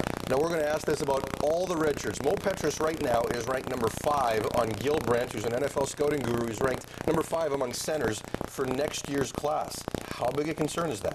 Well, that's a concern. You know that it's a risk, but as we said with Tyler Holmes, big risk, potentially huge reward. If you feel like you're in a position to do that, you do it. The Ticats have drafted some young O-linemen. You look at Simeon Rotier in 2009. They feel like they're in a position where they can take a little bit of a gamble here. Rolling the dice. We'll see. Steve, you recruited him to St. Mary's. What impresses you about Mo Petrus? Well, he came out of Vanier College, which was one of the top CEGEPs in all of Quebec. You know, the thing that I was most impressed with him was his physicality. He likes to get after it. He's going to get into you. He can run block. And I like the fact that they moved him in the center. I think that's a great spot for him. And it is maybe a little bit of a reach for Hamilton, because I do think this guy has a shot in the NFL. Yeah, and can Hamilton afford that right now at this stage, Dwayne? I mean, you know, we talked about Marwan Hage. He's not that old. He's got time left. They want to get better among Canadian offensive linemen there. Is this a risk they can afford to take? Well, it is a risk they can afford to take. Lots of things can happen over the course of a year, whether it's a situation where his stock falls a little bit in NFL circles, whether it's a situation you make a trade. Many things can happen, but they feel like at this moment, this is the right move for them. He has started 39 straight games at the University of Connecticut. He's been starting there from day one, played in some big games. Will he ever get a chance to play in those big games in the CFL, Rod? Well, Hamilton Tiger Cats, again, this is the first time that we've heard from the Tiger Cats today. And you talked about Bob Obilovich, Schultze, and, you know, the mastermind that he has become through the years. And remember when Obi was with the BC Lions, he was doing the same thing. Wally Buono, here's his Canadian content. They're up next. They get this pick again as we saw the configuration change from the Calgary Stampeders earlier. So BC is on the clock. That's amazing what they've been able to do to this point, is simply come down from number 3 to number 6, get the receiver that they thought was going to fit their club the best, and now in their position again, you know, basically I think to make a call that are going to help their football team right away. It wasn't many years ago, Schultze, this football team, you know, had the best Canadian content in the receiving corps. I remember talking about it, then it seemed like it was depleted. They're continuing to go back to that, and you know, and then offense on the defensive line, Schultze, they could possibly use some help because Brent is getting up in years. Well, I think the BC Lions have 2 strengths. First is they have a great high number of young players on that football team. But then they also have some veterans on that football team that are going to be a great influence on those young players. So they have balance in terms of youth and age. But then the other thing is they have 5 linebackers on that football team that can all play. Now, you've talked about this before. If you run a 4-3, that's harder for me to block versus a 3-4. They can do both. What is harder for you as a quarterback to decipher and be able to have success with? Just 3-4. Yeah. 3-4 will cause you all kinds of problems, Schultze. More athletes on the field, able to do more for you. And James Yurichuk's probably one of those guys that could be moved down into that area and play in that linebacking core on the outside guys. But, you know, when you look at Brent Johnson, you just saw that roll in of Brent Johnson and his great career. He'll be on his way right away to the Hall of Fame. But I know they want to use him as a backup when you talk about offensive line with the BC Lions. My conversations with the team this past week, they talked about playing with 2 imports outside at tackles, and they have 6 guys on the roster to fill in the other 3 spots in the interior of that offensive line. So maybe some more depth there, but if they could grab a D lineman now that could possibly be the next guy to step in down the road for Brent Johnson, I think that would be a great decision on the Lions. Let's find out. Wally Buono's pick, the BC Lions, is right now. With the 11th overall pick, the BC Lions select Hugh O'Neill, kicker-punter from the University of Alberta. Okay. Hugh O'Neill goes to BC with Paul McCallum and Sean White. Wow. This one blows my mind. That's interesting. Dwayne Ford. Two kickers, top 11. Stop the insanity. look for the BC Lions to make another move as far as their kicking, to clarify their kicking situation. But Hugh O'Neill won't be the guy going. He's going to be in black and orange. They love this kid. O'Neill does all three aspects of the kicking game well. Punts, field goals, kickoffs. He's been an all-Canadian, either punting or as a place kicker, 3 of his 4 years in CIS football. Stars straight up. Hugh O'Neill in BC. Can they have any more kickers? Oh, wow.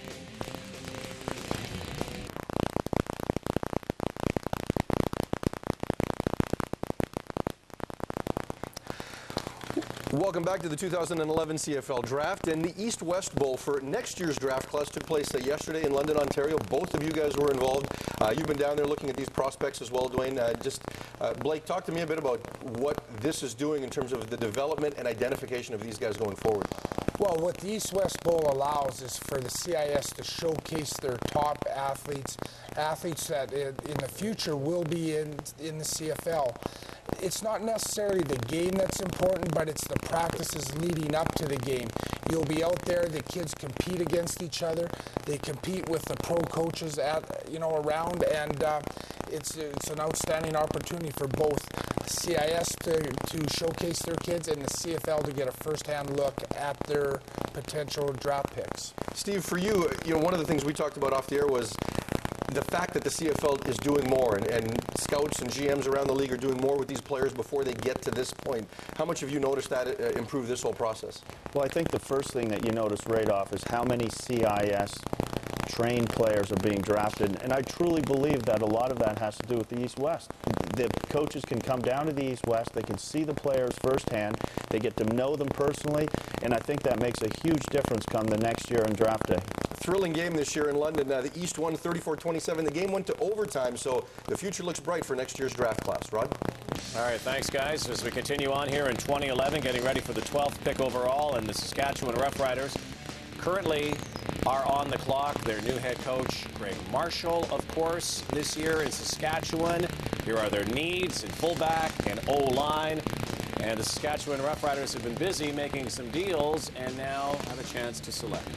You know, when I look at this team, Rod, I think that you look at Mike McCullough at linebacker, and he got a lot of chance to play last year, a very important role, and had a very good season.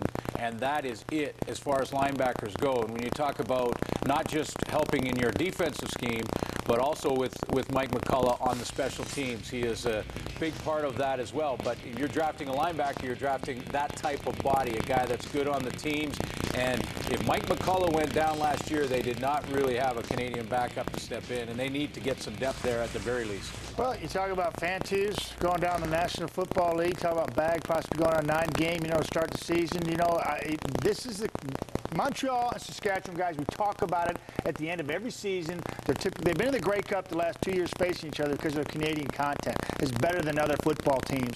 I think, that has been their strength. And right now, for Saskatchewan, I'm looking at that receiving core, Schulte, and it could be depleted with Fantus being gone and Bag starting on the 9-game. So possibly a receiver move for them. Saskatchewan Roughriders, an old football team. They need an influx of youth, and they need it right across the offensive line. It pains me to say that because I was fortunate enough to play till I was 34 years old. You know what? That's old. That was only 3 years ago, though. Thank you.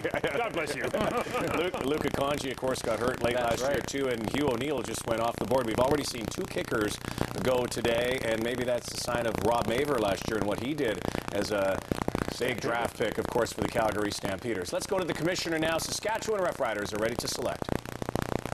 All right, Rider Nation, it's finally your turn.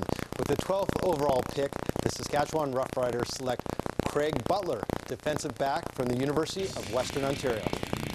Oh, Dwayne Ford, former Mustang. Here you go. Craig Butler's got it all. Out of London, Ontario, there are the E-Camp results, and he is now a member of the Saskatchewan Roughriders. Mr. Mustang?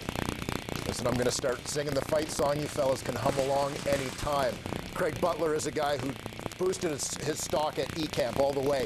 Not necessarily a guy who's a fantastic tester, but a terrific football player. I had one CFL defensive coach tell me at the end of the one-on-one session at E-Camp that Craig Butler had put on the most dominant defensive performance he had ever seen at E-Camp. Absolutely shut down every receiver he was on.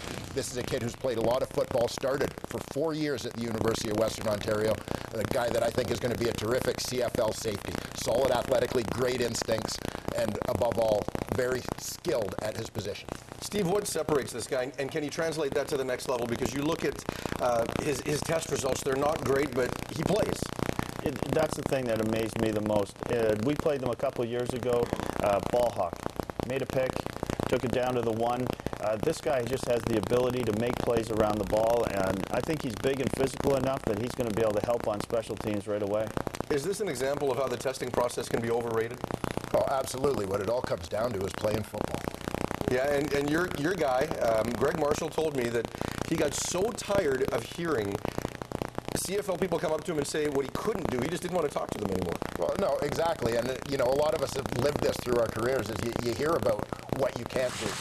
Put on the film, man. Craig Butler can play football. The guy has been an all-Canadian. He has been all-conference, not just as a defensive back, but also as a special teams player. And as a rookie Canadian coming into the CFL, that's absolutely huge as far as his value. This is a guy who's going to step onto the roster, and he's going to have an impact, whatever his role is. He is going to be facing players in the CFL that are bigger, stronger, faster. Can he get bigger, stronger, and faster right along with him?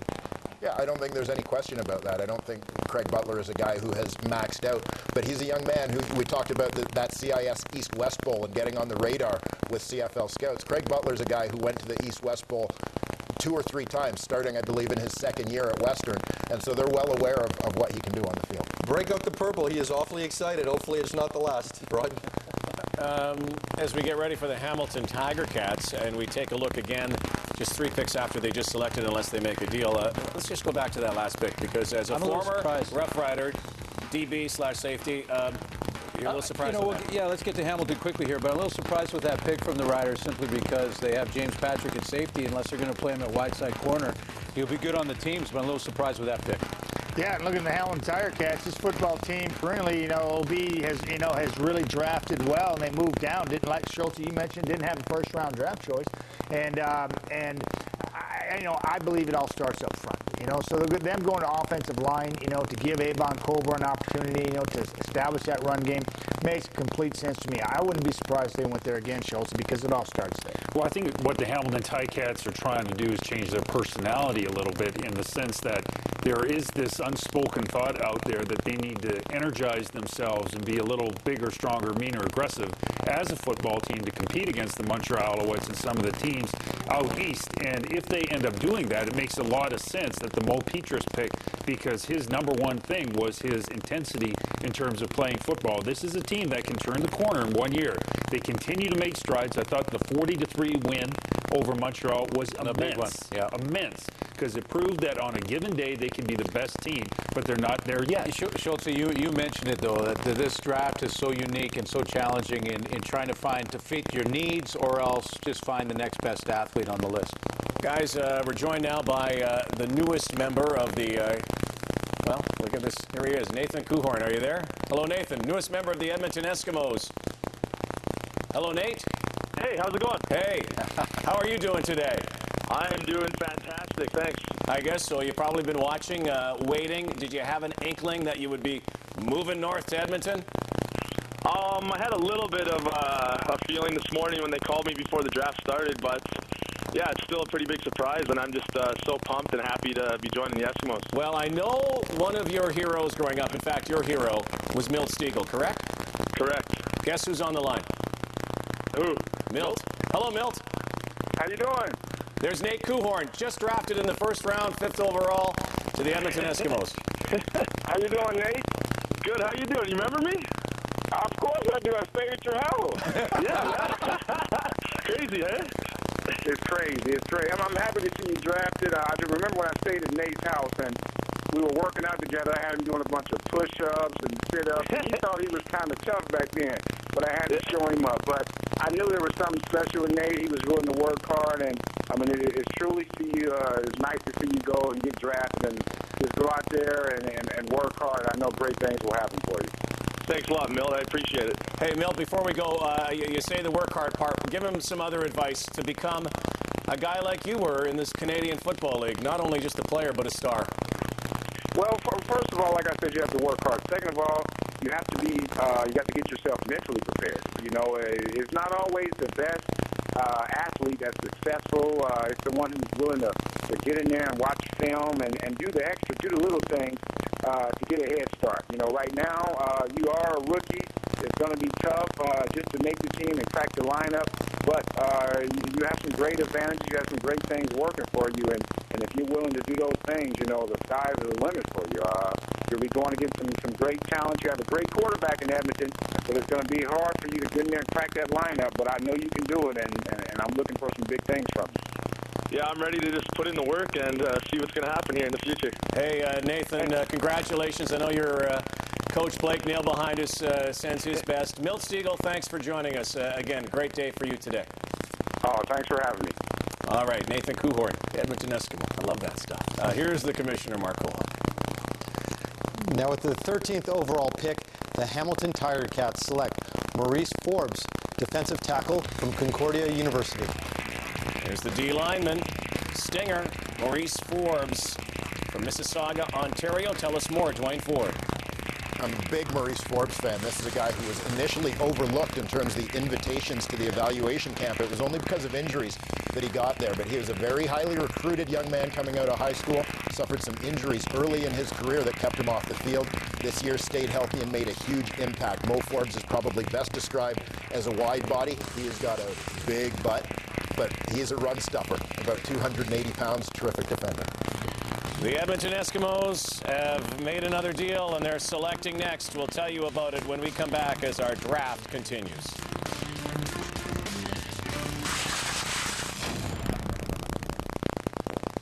Welcome back to our coverage of the 2011 CFL Canadian Draft. Been a very eventful day so far. Exciting day for so many prospects who their dreams have come true. And it's been a day to keep track of all the deals. With more, here's the Commissioner, Mark Cohen. Yet another trade. It's not draft day, it's trade day. This is unbelievable. Now, Calgary has traded the 14th overall pick to Edmonton in exchange for the playing rights for non-import defensive lineman Brian Bulkey. Now, I also have the pick, which is great. With the 14th overall pick, the Edmonton Eskimos select Hugh Lopez, defensive back from the University of Toronto. Wow, University of Toronto's Hugh Lopez. Newmarket, Ontario native, and again, Eric Tillman, very busy so far. Dwayne Ford. The big thing that stands out about Hugo Lopez is his athleticism. One of three defensive backs who sort of tested off the charts at E-Camp. Lopez, fantastic sort of explosive movements in terms of vertical jump, broad jump, and did reasonably well out on the field. He's a big player, so he may line up most likely at safety or possibly bump down to that Sam linebacker spot. But Lopez, as well as being at U of T, was also one of those players who transferred for his senior season from University of Waterloo, where he had spent the previous 3 years. So many of the defensive backs in this class are small, in that 5'9" range. Does the fact that he's 6 foot plus help his stock right now? Well, no doubt about it. If in the game of football, obviously, it's a physical game. If you've got a big guy who can do the same things as a little guy, that's of value. And you don't see a lot of non-imports wind up playing that hybrid Sam position now. Is he a guy that can make that transition? Well, as to whether he winds up as a starter at that spot or a guy who can contribute at that as well as other positions, that's something that remains to be seen. But I certainly think that he is a guy who may be best suited physically to lining up there. Steve, your thoughts? I know that you've had a chance to watch him closely. Yeah, I mean, I think the biggest thing is when you look at his size and his athleticism, right away, he's going to help you on special teams. I think that's a given. And I think what he also is going to bring is the hybrid guy. You know, the ratio is starting to change as things go along. It's becoming very interesting how the changing of the Canadian position is not always just set now. And I think this is a guy that may be able to make a bit of a ratio change. It also seems to me that he's going to make an early impact on special teams. Oh, absolutely. You know, when you see a guy that can run with his speed and size, and I think his physicality, definitely he can help out right away. Rod, things are changing at U of T. They're winning some games. They're putting players in the top 2 rounds of the CFL Draft. Yeah, no kidding. No kidding.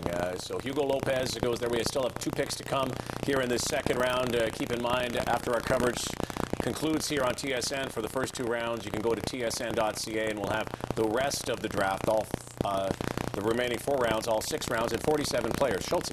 Well, I think, you know, the Edmonton Eskimos, the best thing about them this year is they have the combination of Kavis Reed and also Rich Stubler back on the defensive side of the football. Go back to 2007, and it was Rich Stubler's defense that was by far the best in fewest points allowed. I think it was 18 points per game they allowed. So why is that so significant? Because now they're going to pick and choose the players that fit that system. And Hugo Lopez, they must feel, fits that system. Why don't we bring in Hugo Lopez? Congratulations, young man from the U of T. You're now a CFLer. Yeah, it's great to hear. You know, I've been working towards this basically my whole life. I knew I was determined to be somewhere with athletics, and I found out football in Florida when I started high school ball there, and it's just I'm ecstatic, and that's a dream come true, and I'm speechless at the moment. So. Hugo, what is the club? Have you had a chance to talk to them even yet, or the expectations going into year 1? You know, I spoke to Eric Tillman. I spoke to a bunch of the coaches during the interview. They seem like great people. I've done my own research on the club and all that. You want to know where you're going or what's going to happen. You do all the research, and it was my biggest preference there to go to Edmonton. I just love the atmosphere that's portrayed by their coaches and the players. I work out with some of the players there at the Hershey Center in Mississauga that Andre Dury sets up some sessions. Current receiver I spoke to was Taylor Scott. Tyler Scott, yeah, that's Tyler right. Scott, that's right, yeah. And, we've been talking, and just those players portray something great about that program, and I'm excited to go there and make an impact right away. Tyler, Hugo, Matt Dunnigan here. I will see you tomorrow, and we'll be training you hard tomorrow. I can tell you, good luck, folks, I can tell you this kid works out hard. And Byron Parker, a fabulous cornerback for the Toronto Argonauts, is in love with this kid and is taking him under his wing and coaching him up. Hugo, you're going to love Edmonton. What is your biggest fear going in there? What is your biggest weakness do you feel like you got to work on between now and the start of training camp to get yourself ready to compete for that starting job? It might sound a little overconfident of me, but I don't really have any fears, just some expectations. I know the receivers are going to be a little bit faster, but that's where I got to make up for that and just play differently. I mean, give them their space, give them their respect, and take that into consideration. Don't try and be a hero right away. But I plan on coming and giving the receivers a run for the money. Well, Hugo, congratulations. I know you're proud to be an Eskimo, a CFLer, and also a U of T'er. Yes, I am. All right, congratulations to Hugo Lopez, just drafted by the Edmonton Eskimos, who have been very busy, one of the busiest teams today on draft day, as you might expect. And now the Saskatchewan Roughriders back on the clock. Yeah, and you go back to that pick, a defensive back for Saskatchewan, and I'm thinking, when I talked to the Riders, they were looking at offensive line and receivers. We talked about that Canadian Air Force without Rob Bagg, without Andy Fantus this season. Is there a receiver left for Saskatchewan?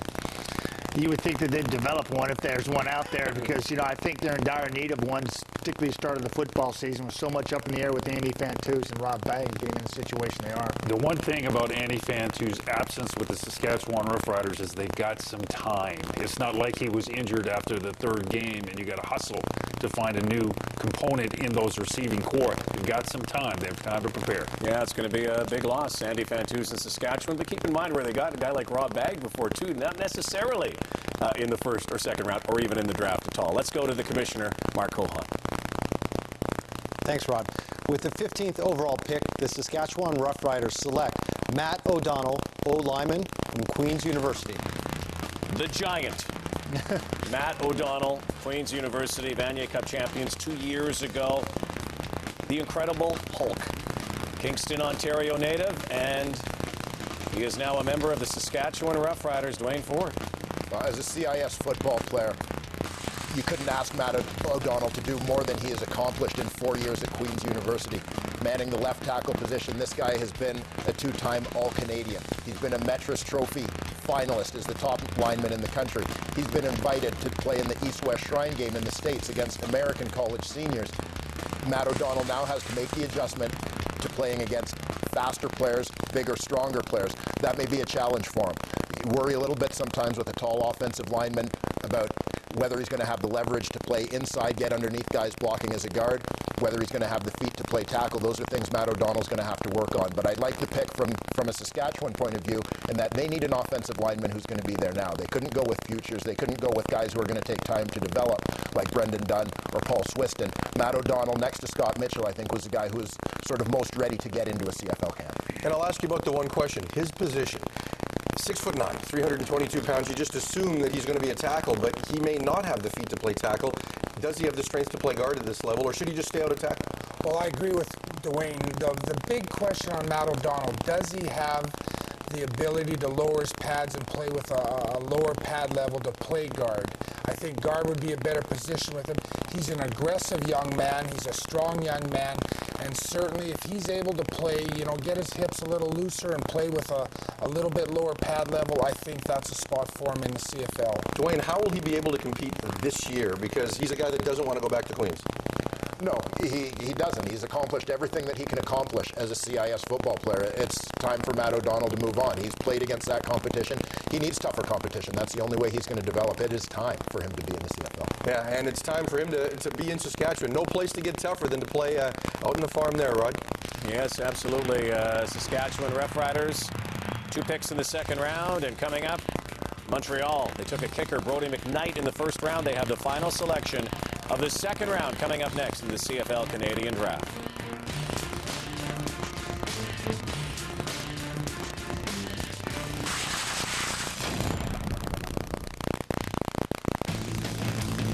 CFL.ca, your home for 2011 Canadian Draft Insight Analysis. Dig deeper, video stories, photos, and much more. Take a look at the class of 2011. 47 young men will begin the dream. The dream only begins because you get drafted, but you still got to make the team. You still got to go to training camp and all that stuff. That's a great point. It's just the beginning. But an important first step, and to get into training camp. And it's probably a good time to just mention to any of the players that are watching out there that even if you don't get drafted, if you're not one of the 47, hang in there, get your tapes out, get into a training camp. There's still a chance. Rob Bagg was not drafted. Oh, yeah, exactly. Montreal Alouettes, defending Grey Cup champions. We should say a salute to Ben Cahoon as well. We never did really get a chance to talk about the legend who walks away from the game. And now with the selection for Montreal, final selection, second round, here's the commissioner. Thanks, Rod. Thank all the panelists. And I want to thank all of our fans for tuning in today. I can't wait to see these young players on the field when the season starts. So with the 16th overall pick, the Montreal Alouettes select Anthony Barrett, O-lineman from Concordia University. Anthony Barrett, another Concordia Stinger. Worked a lot with Marwan Hage leading up to this, and there are the E-Camp results. Tell us more, Dwayne Ford. Well, no doubt the Montreal Alouettes had a little inside knowledge on the Concordia offensive lineman, second Concordia Stinger. They have taken offensive linemen they've taken, going back to Kristen Matt last year. But Brian Chu, the longtime Alouette center, is now the offensive line coach at Concordia. So we know that this guy has been coached up, understands what it's going to take to play at the CFL level. And the Alouettes obviously have some insight into that and look to get him into their lineup. They love the offensive lineman. Now, he was ranked 13th on the CFL draft evaluation list. He's sitting at about 15, so right around where people expected. But at E-Camp, the numbers weren't great. Did his stock fall a bit at E-Camp? I think they did. What I remember about Anthony Barrett was in last year's East-West Bowl. I thought he was the top lineman there. He wowed the coaches. I know there's a lot of CFL guys there who thought that he may be a first rounder. Perhaps his E-Camp results dropped him a bit, but still a very solid pick and a local pick for the Montreal Alouettes. You mentioned Brian Chu. How much of an impact has he had on Anthony Barrett? Well, no doubt Brian Chu has done a great job. You know that Brian Chu was basically coaching that offensive line when he was playing center there. Now he takes that to Concordia and is having an instant impact with Anthony Barrett in the CFL. There you go, Rod. Before we let these guys go, I do want to thank them. Dwayne Ford, our insider and draft analyst as always. Blake Mill, Steve Samara. You guys were real cold when I last saw you at the Mitchell Bowl. Hopefully you've thawed out by now. We'll talk again real soon, and we will be back on tsn.ca going through rounds 3 through 6. Rod? Yes, you will, gentlemen. Here is what happened today. Enoch Mwamba, first ever member of the X to go number 1 overall, First and Steve Scully to be picked by the Blue Bombers, first overall in 75. Scott Mitchell goes number 2. Anthony Parker, Jade Etienne, Nathan Kuhorn, Marco Iannuzzi, 4 receivers in a row. Tyler Holmes, son of Richard Holmes, played in the league. Brody McKnight, kicker to Montreal, second round.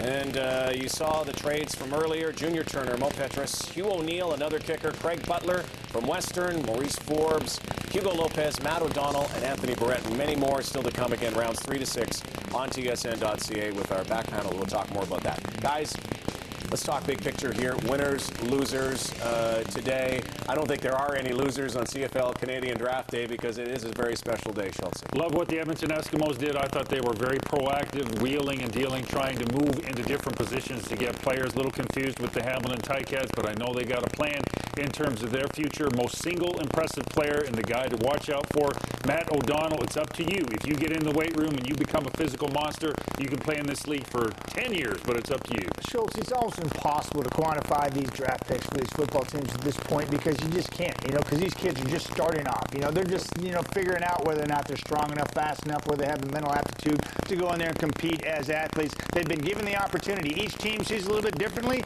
That showed in 4 receivers being picked and everybody being extremely happy about the picks they got. So the evaluation meets everybody's needs and what they and going forward into the 2011 season. To me, it's exciting because as a crew, we're going to be covering that preseason. We're going to see these kids play and compete for those jobs, which is huge this preseason. Well, no question. I love that there were that many skilled players going the first 2 rounds. And when I say skilled, the receivers or defensive back.